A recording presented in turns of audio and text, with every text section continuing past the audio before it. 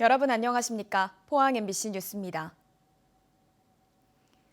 오늘 오후까지 강한 바람에 주의가 필요합니다. 아침 6시 기준 영덕과 울진에서는 순간적으로 초속 40m 돌풍이 기록됐습니다. 시설물 관리 철저히 해주시기 바랍니다. 조주경 기상캐스터입니다.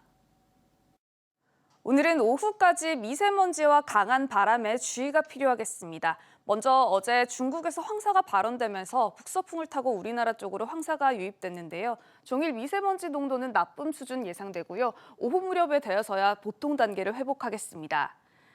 또 오후까지는 바람에도 주의가 필요합니다. 울릉도와 독도에는 강풍특보가 발효 중인 가운데 순간적으로 초속 15에서 20m의 돌풍이 부는 곳이 있겠습니다. 이어서 자세한 지역별 날씨 보시면 오늘은 맑거나 구름 많겠습니다. 아침 기온은 11도에서 14도로 어제보다 5도가량 높게 시작하고 있고요. 한낮에는 울진이 22도, 영덕과 포항 24도, 경주 26도까지 오르겠습니다. 울릉도와 독도에서도 구름 많은 가운데 한낮 기온 울릉도 20도, 독도 16도로 예상됩니다. 동해 중부 먼바다를 중심으로는 3m까지 높게 일겠지만 남부 해상에서는 2m로 비교적 잔잔하게 일겠습니다. 우리 지역에는 내일과 모레 소나기 소식이 있습니다. 대기가 불안정하기 때문인데요. 예상되는 비 양은 5에서 20mm 정도가 되겠습니다. 날씨였습니다. 2017년 포항 지진으로 인한 피해 보상에 3년이 넘는 시간이 지난 이제서야 본격적으로 이뤄지고 있습니다. 그동안 주택마다 얼마나 피해를 입은 건지 피해의 정도가 충분히 검증되지 않았다는 목소리가 높았는데요. 피해구제심의위원회가 현장 조사에 나섰습니다. 박성아 기자가 전합니다. 지진으로 피해를 입은 포항의 한 아파트. 건물 외벽 여기저기에 금이가 있습니다. 집안 바닥과 벽체에서도 갈라진 흔적을 발견할 수 있습니다. 이 아파트는 포항시가 2018년 실시한 안전진단 결과 소파 판정을 받았습니다.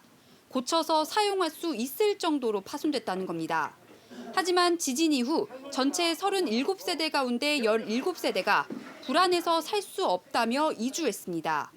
주민들은 빚을 져가며 십시일반 돈을 모아 지난해 자체적으로 안전진단을 다시 실시했습니다.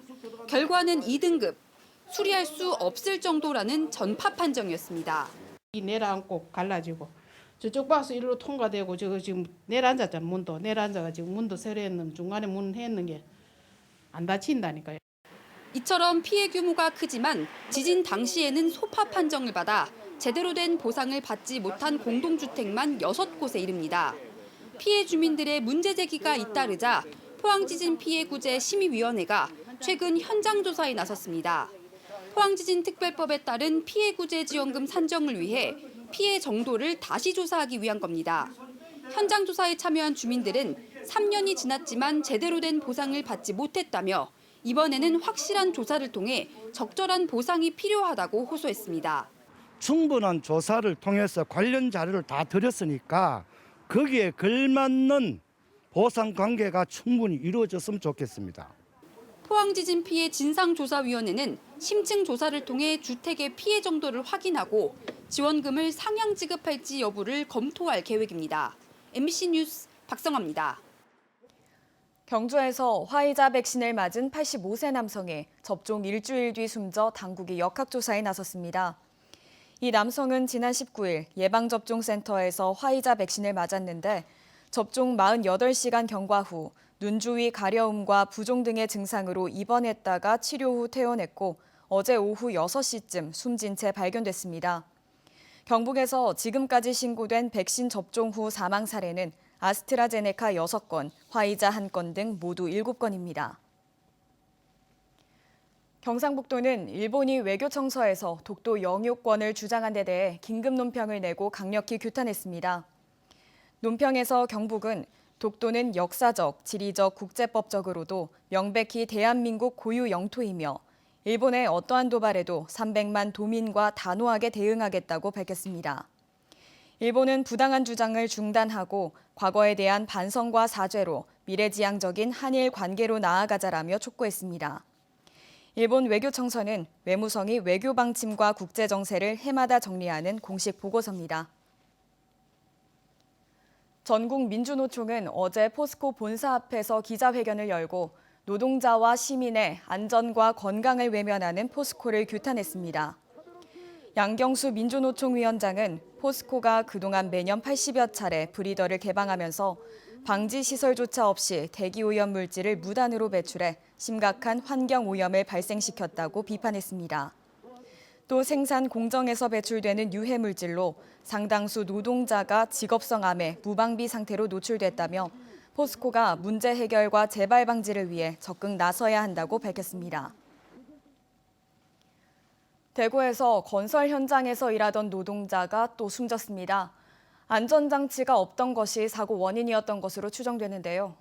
하루아침에 사랑하는 가족과 이별해야 하는 이런 비극이 언제쯤 없어질까요? 윤영균 기자가 취재했습니다. 지난 18일 대구의 한 아파트 건설 현장에서 32살 노동자가 숨졌습니다. 거푸집을 해체하는 과정에서 떨어지는 거푸집에 맞아 사고가 난 것으로 보입니다.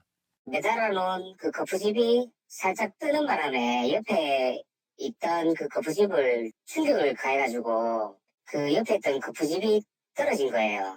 전국 건설 노조에 따르면 사고 현장에는 안전 난간과 안전 통로도 없었고 안전관리 책임자도 없었습니다. 대구고용노동청이 사고 조사에 착수한 가운데 노동조합은 사고 조사나 사고 현장 작업 중지 해제 절차에 참여할 수 있게 해달라고 요구하고 있습니다. 시공사는 사고 경위에 대한 명확한 답변을 회피하고 있습니다. 경찰 내사 중인데 노동부하고 다 내사 중인데 종결된 것도 아니고 한데 결과가 안 나왔는데 지금 이야기하기는 좀 그러네요. 사고가 난 시각은 일요일 오전인데 공사 기간을 맞추기 위해 휴일도 없이 일해야 했습니다. 한 번 쉬지도 못하고 그냥 생떼 같은 목숨이 죽은 거잖아요. 근데 이런 일이 야뿐만 아니라 계속 이어지고 있잖아요. 건설 현장에서. 근데 이런 경우에 사람이 죽고 나면 누가 책임을 지겠어요?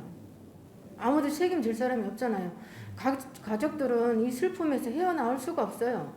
최근 3년간 대구와 경북의 산업 현장에서 숨진 사람은 모두 241명, 절반 가까이가 건설 현장에서 발생했습니다. 노동자의 안전을 담보할 수 있는 법적, 제도적 장치가 시급한 상황입니다. 사고 위험이 높은 건설 현장의 산업재해를 줄이기 위해서는 무엇보다 발주에서 시공에 이르는 각 단계별로 안전대책이 필요하다는 목소리가 높습니다. 지금은 이제 사고가 나면 안전 담당자, 그러니까 밑에 있는 직원만 처벌받는 그런 것입니다. 근데 건설안전특별법이 되면 발주 단계부터 발주자, 시공사, 그리고 시행사 전부 다 이제 중간중간 단계별로 안전 점검을 하는 그런 게 필요하기 때문에 노동계에서는 중대재해처벌법을 예외 없이 모든 사업장에 전면 적용하고 국회에 계류 중인 건설안전특별법도 즉각 통과시킬 것을 요구하고 있습니다. MBC 뉴스 윤영균입니다. 문화재청이 경주 동부사적지대 수로 복원을 위한 유적지 발굴 조사에서 679년에 만들어진 신라시대 고대 발천수로를 확인했다고 밝혔습니다. 발천수로는 최대 길이 150m로 확인됐으며 조사 과정에서 760년 축조된 춘향교터와 7세기 후반 석교터도 발견했습니다. 또 석교지 북쪽도로 유구를 확인했는데 삼국사기 기록을 바탕으로 신라 왕궁의 북문 위치를 밝히는 중요 단서로 추정됩니다. 문화재청은 오는 29일 발천 유적조사 현장을 공개하고 이틀간 발천 신라 왕경의 옛 물길을 주제로 학술대회를 개최합니다. 포항해경은 동해상에서 체납기 어선과 짜고 오징어 152톤을 불법 포획한 혐의로 경주 간포선적 59톤 트롤 어선 선장 61살 A씨를 구속했습니다. A씨는 지난해 9월부터 6개월 동안 동해상에서 체납기 어선과 불법 공조해 49차례에 걸쳐 오징어 152톤을 불법 포획한 혐의를 받고 있습니다. 조사 결과 A씨는 체납기 어선의 집어등을 보고 모여드는 오징어를 트롤 어선 그물로 싹쓸이하는 수법으로 15억 원의 불법 수익을 챙긴 것으로 밝혀졌습니다. 경주시는 농민들의 부담을 덜어주기 위해 농작물 재해보험료를 85% 지원하고 오는 6월부터는 90%로 확대할 계획입니다.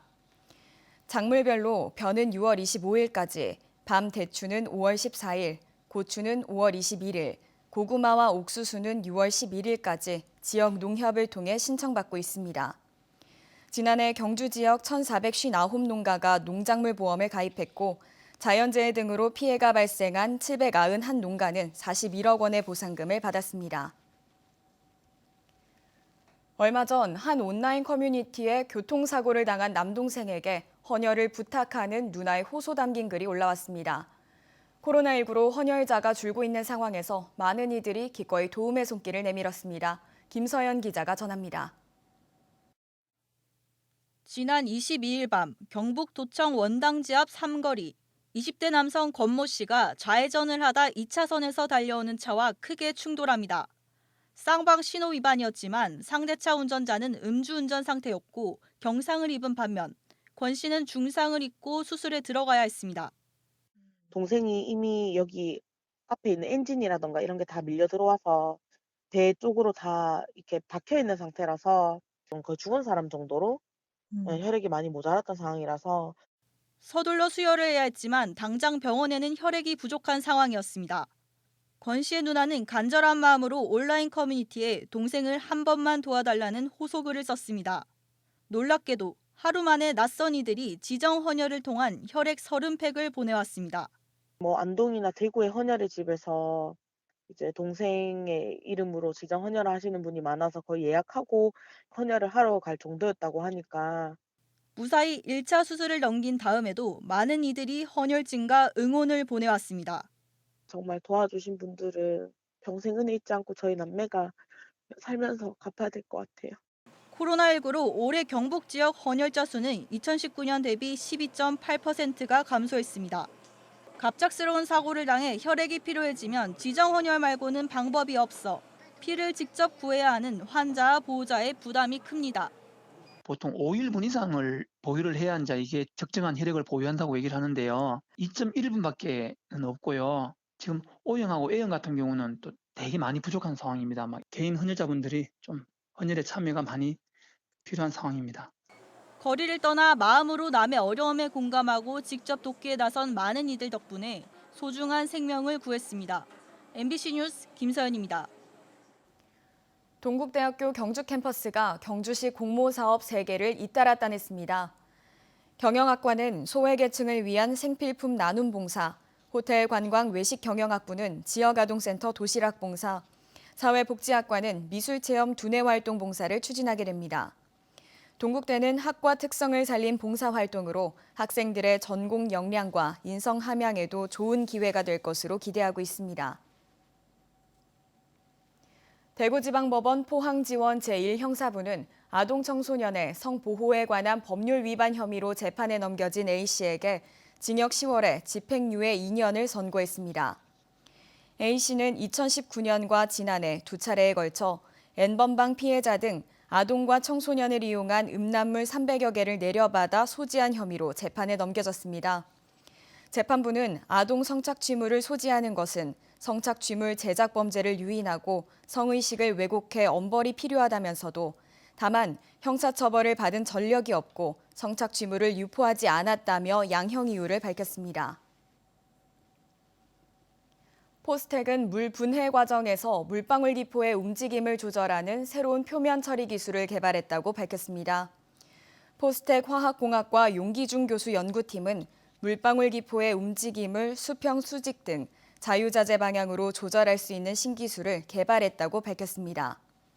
이번 기술 개발은 물 분해 수소 생산과 기체 분리, 물질 전달 등 다양한 응용 분야에 적용할 수 있을 것으로 기대된다고 밝혔습니다.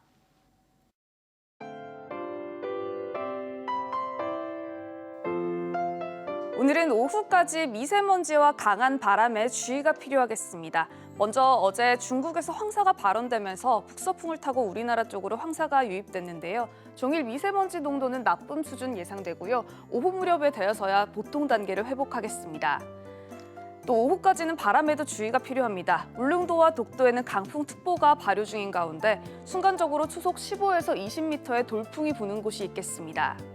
이어서 자세한 지역별 날씨 보시면 오늘은 맑거나 구름 많겠습니다. 아침 기온은 11도에서 14도로 어제보다 5도가량 높게 시작하고 있고요. 한낮에는 울진이 22도, 영덕과 포항 24도, 경주 26도까지 오르겠습니다. 울릉도와 독도에서도 구름 많은 가운데 한낮 기온 울릉도 20도, 독도 16도로 예상됩니다. 동해 중부 먼바다를 중심으로는 3m까지 높게 일겠지만 남부 해상에서는 2m로 비교적 잔잔하게 일겠습니다. 우리 지역에는 내일과 모레 소나기 소식이 있습니다. 대기가 불안정하기 때문인데요. 예상되는 비 양은 5에서 20mm 정도가 되겠습니다. 날씨였습니다. 이상으로 포항 MBC 뉴스를 마칩니다. 여러분 고맙습니다.